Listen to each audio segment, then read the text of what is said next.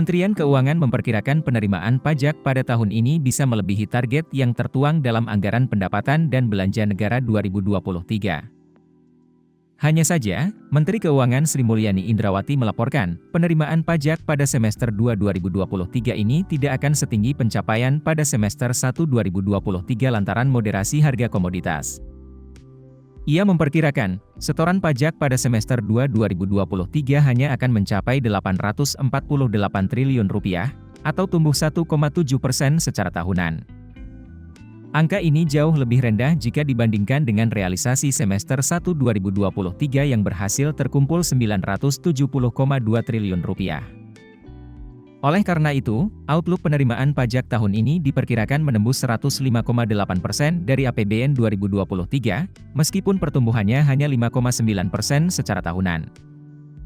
Di satu sisi kombinasi antar kewaspadaan bahwa trennya mulai berbalik, namun kita masih mempertahankan penerimaan sehingga kita bisa mencapai di atas target sebesar 105,8%, ujar Sri Mulyani, Senin 10 Juli.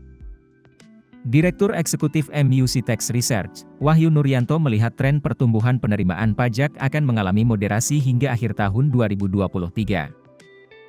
Pada Januari, penerimaan pajak berhasil tumbuh 48,60%. Kemudian pada bulan-bulan selanjutnya justru mulai menunjukkan perlambatan, seperti pada Februari, 40,35%, Maret, 33,78%, April, 21,29%, dan Mei, 17,69%.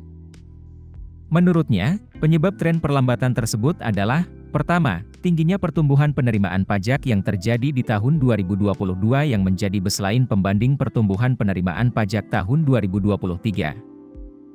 Kedua, moderasi harga komoditas yang terjadi telah menggerus basis pajak korporasi dan penerimaan pajak dari sektor-sektor pertambangan dan komoditas. Ketiga, tidak banyak kebijakan pemerintah yang dilakukan tahun ini yang secara signifikan bisa mendongkrak penerimaan pajak. Oleh karena itu, Wahyu bilang, yang bisa dilakukan pemerintah adalah memastikan bahwa penerimaan pajak bisa tetap tumbuh lebih tinggi dari tahun lalu. Di antaranya dengan memastikan pertumbuhan ekonomi tetap stabil, sehingga kinerja korporasi bisa terjaga.